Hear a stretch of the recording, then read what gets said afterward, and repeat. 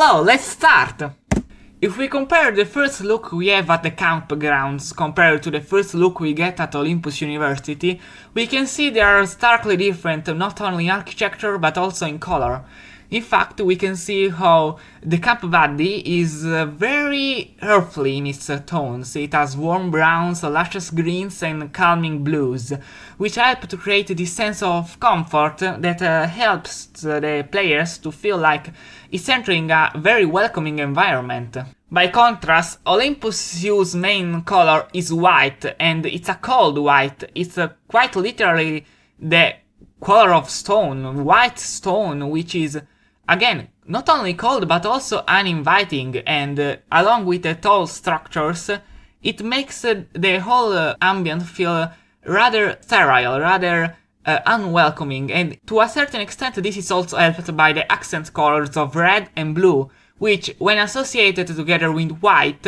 also tend to have an association with royalty. So again, we can kinda see how Olympus University is more of a place where not everybody is welcomed, but it's a place that asks you to be something, asks you to be someone. Someone important and someone worthy of being there. Moving indoors, the situation stays pretty much unchanged. Camp Buddy has earthly wooden cabins with low roofs, while Olympus University has big tall rooms full of, again, this bright white, but also with a lot of gold accents, with gold of course being the color of achievement of the best of the best.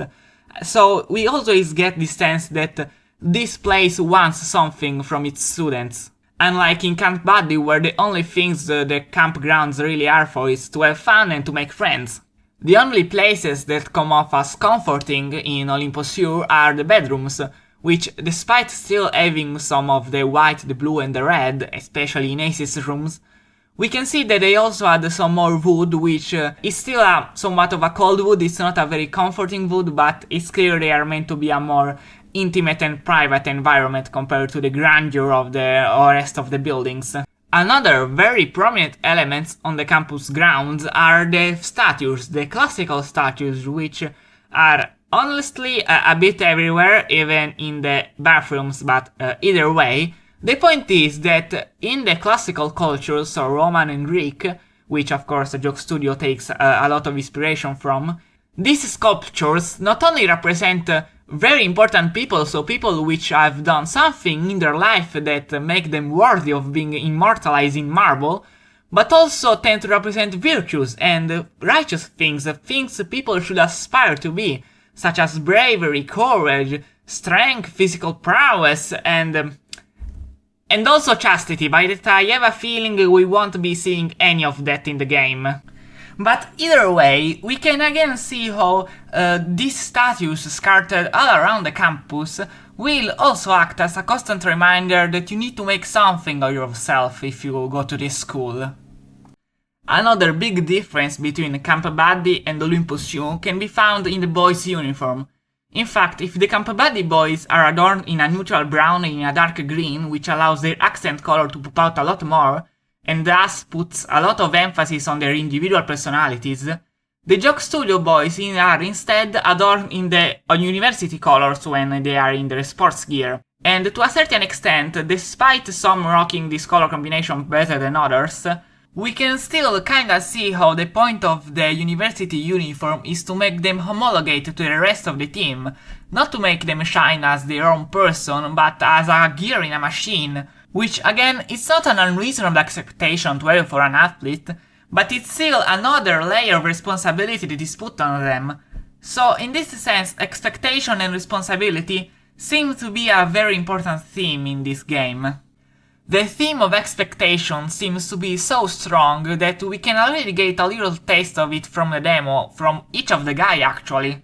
If we look back at the singular theories I've made previously for the guys link up above,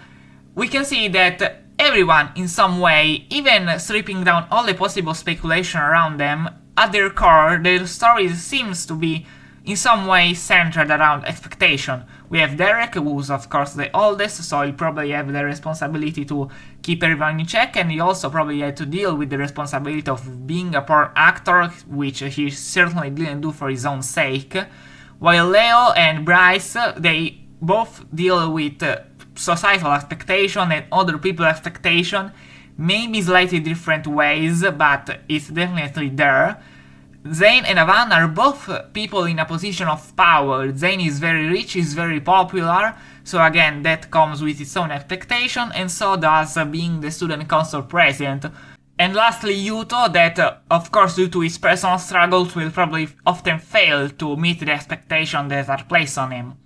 And that's not mentioning the fact that the entire plot of the demo happens because Ace is worried that he's not going at the same pace as everyone else, the fact that he doesn't know what he wants to do with his life, the fact that he doesn't have a goal or aspiration like any others, so him more than any other embodies the concept of societal expectation that others put on you but that you may also put on yourself.